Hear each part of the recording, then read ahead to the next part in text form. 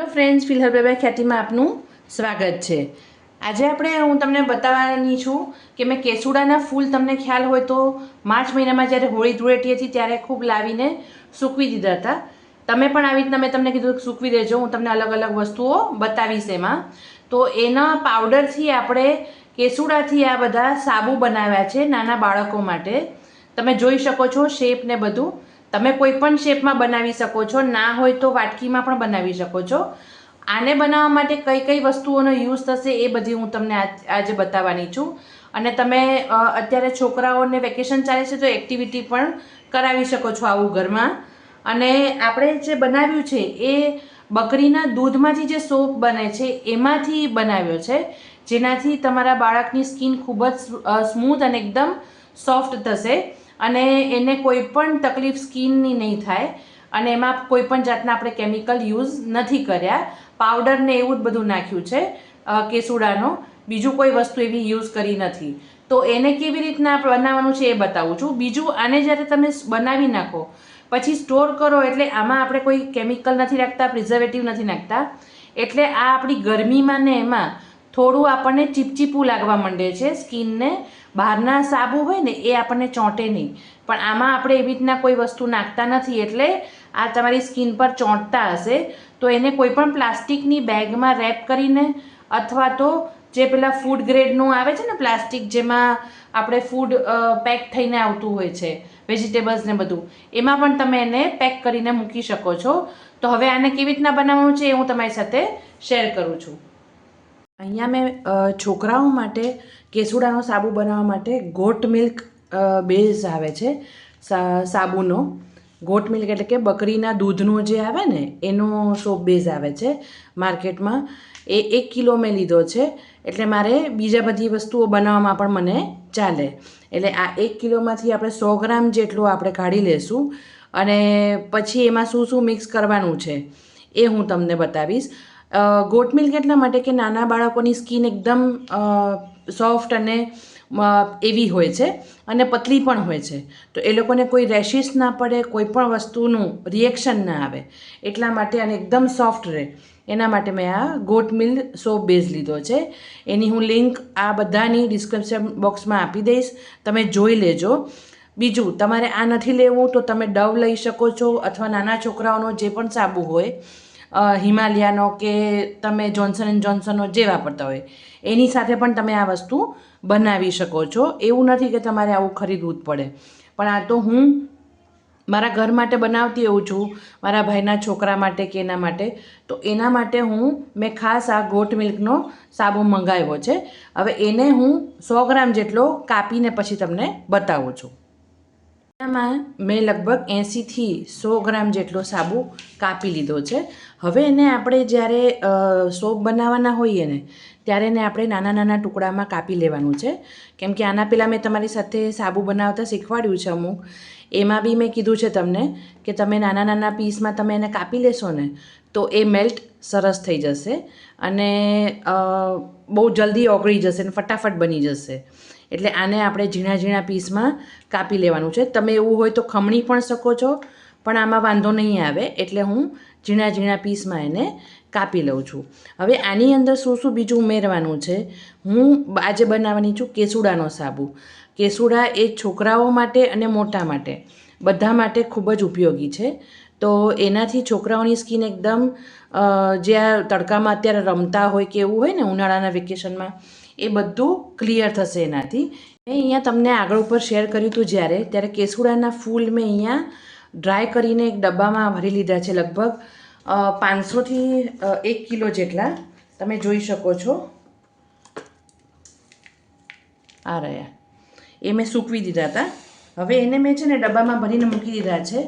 હવે એનો પાવડર તમે બનાવીને યુઝ કરી શકો છો, તમે તાજા કેસુડાનો જ્યુસ એટલે મતલબ એનો રસ કાઢીને પણ ઉકાળીને બનાવી શકો છો। મારી પાસે અહીંયા પાવડર પણ અવેલેબલ છે, એટલે હું પાવડરનો યુઝ એટલા માટે કરીશ કે એ ફટાફટ તમારું જે સોપ હોય ને એ એકદમથી જામી જાય। પાણીનો બેઝ અંદર નાખીએ છીએ ને તો એમાં સાબુ બનવામાં થોડી વાર લાગતી હોય છે, એટલા માટે હું 1 ચમચી જેટલો કેસુડાના ફૂલનો પાવડર લઉં છું. આપણે 80થી 100 ગ્રામ જેટલો સાબુ લીધો હતો, એટલે 1 ચમચી લઉં છું. એની અંદર આપણે બીજું કશું ઉમેરવાની બહુ ખાસ જરૂર નથી.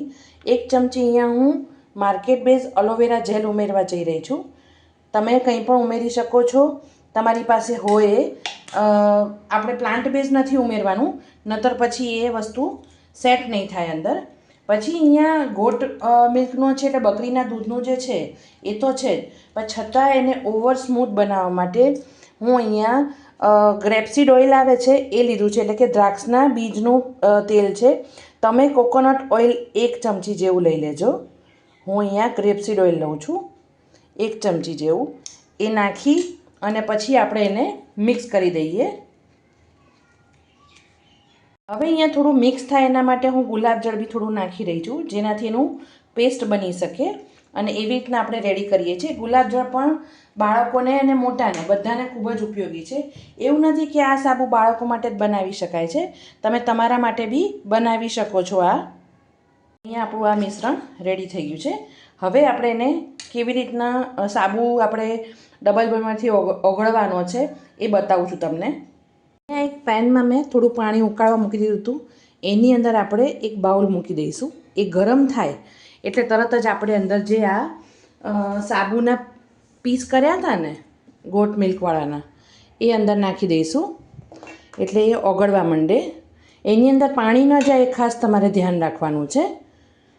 હવે ઓગળી જશે એટલે આપણે આપણું મિક્સચર જે રેડી કર્યું હતું કેસુડાનું એ અંદર નાખી દઈશું.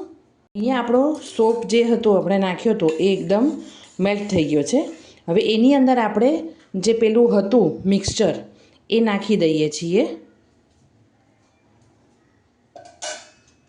આ જે મિક્સચર હતું એ અંદર નાખી દઈએ છીએ, એટલે ફટાફટ એ ગરમ હોય ને ત્યાં જ બધું મિક્સ થઈ જાય.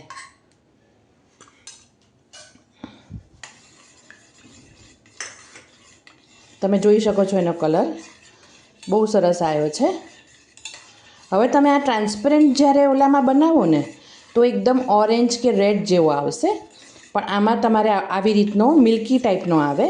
હવે એની અંદર હું આમ તો બધું બરાબર છે, પણ છતાં બાળકોને સ્મેલ ને એવું થોડુંક જોતું હોય, તો અહીંયા આપણે ફૂલ નાખ્યા છે એટલે બને ત્યાં સુધી ફૂલ પત્તીઓ હોય ને એવાના જ આપણે સ્મેલ નાખીએ એટલે થોડી મજા આવે એવું. તો અહીંયા મારી પાસે લીલી ચા આવે ને એનું છે એસેન્શિયલ ઓઇલ છે લેમન ગ્રાસનું, એ હું 5 ડ્રોપ્સ નાખું છું, એટલા માટે કે થોડી સ્મેલ સરસ આવે એકદમ. એ લોકોને મજા આવે આમ નાહીને. તો આમ તો ફ્રૂટી કેવી ટાઈપની પણ તમે નાખી શકો છો, એટલે 5 થી 10 ડ્રોપ્સ તમે નાખી શકો છો. આનું બીજી કોઈ અસર નથી હોતી, બહુ સ્ટ્રોંગ નથી હોતા, એટલે ચાલે છે. હવે આ મિક્સ કરી લીધું આપણે. હવે આને આપણે રાહ જોયા વગર ફટાફટ એને મોલ્ડમાં ટ્રાન્સફર કરી લઈએ. હું નાના છોકરાઓ માટે બનાવું છું એટલે મેં મોલ્ડ બી એવી રીતનું લીધું છે, સોપ બેઝનું. તમે જોઈ શકો છો આવી રીતના ક્રિસમસનું ને એવું આવે ને, તમે કોઈ પણ લઈ શકો છો. કશું નથી તો વાટકીમાં પણ બનાવી શકો છો. એવું નથી કે તમારે આવું મોલ્ડ બોલ્ડ કશું લેવું. હું મારી રીતના બનાવું છું એટલા માટે મેં આ વસ્તુ લીધી છે. હવે આપણે આની અંદર જે આપણે આ લિક્વિડ બનાવ્યું હતું, મેલ્ટ કર્યું છે સાબુનું, એ નાખી દેવાનું છે. એ બધામાં આપણે નાખી દઈએ.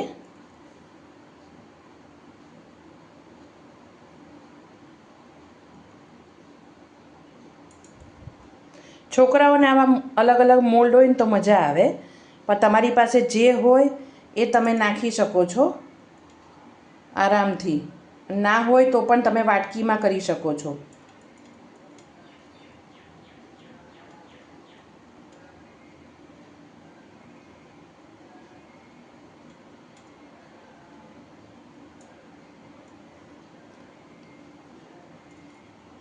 જોઈ શકો છો તમે નાના નાના કેટલા બધા સોપ બન્યા.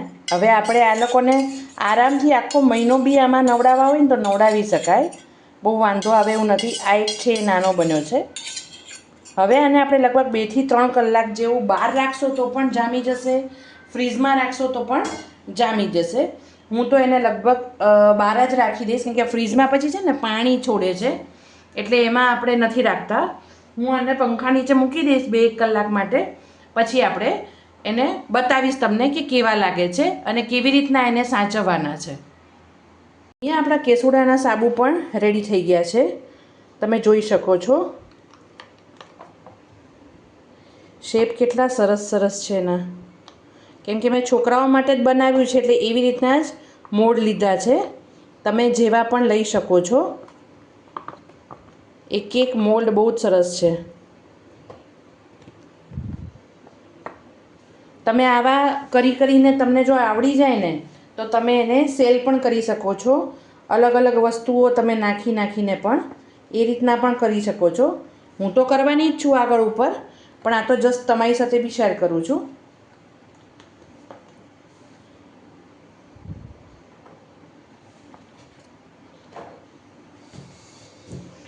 જોઈ શકો છો તમે. એક આ છે, પછી એમાં આપણે આ ટ્રી છે, ક્રિસમસ ટ્રી. પછી એમાં રેન્ડિયર આવે છે એ છે. પછી એમાં આપણે કેટલું ફાઇન બનાવ્યું છે જો. અને છોકરાઓને એટલી મજા આવશે ને, તમે આવું કંઈ પણ એની સાથે બી બનાવશો ને. અત્યારે છોકરીઓનું વેકેશન ચાલે છે તો તમે એ પણ કરી શકો છો. તમે એ લોકોને આ એક્ટિવિટી તરીકે પણ યુઝ કરી શકો છો આ બધી વસ્તુ. અને આમાં આપણે બિલકુલ કેમિકલ નથી નાખ્યું, તમને ખબર છે. સોપ બેઝ જે આવે છે એ જ આપણે યુઝ કર્યો છે, અલગ અલગ ટાઈપના. તો એને હવે આપણે રોજ તમે નવડાવજો તમારા બાળકને, એની સ્કિન એકદમ સ્મૂધ અને સિલ્કી થશે. અને કોઈ પણ કેમિકલ વગર અત્યારથી જ આદત પાડશો તો એની સ્કિન કાયમ માટે ખૂબ જ સરસ રહેશે, જરા પણ વાંધો નહીં આવે. તો ફ્રેન્ડ્સ, આવી જ નવી રેમેડી રેસિપીઝ જોવા માટે મારી ચેનલને લાઇક કરો, શેર કરો અને સબસ્ક્રાઈબ કરો. Thanks for watching.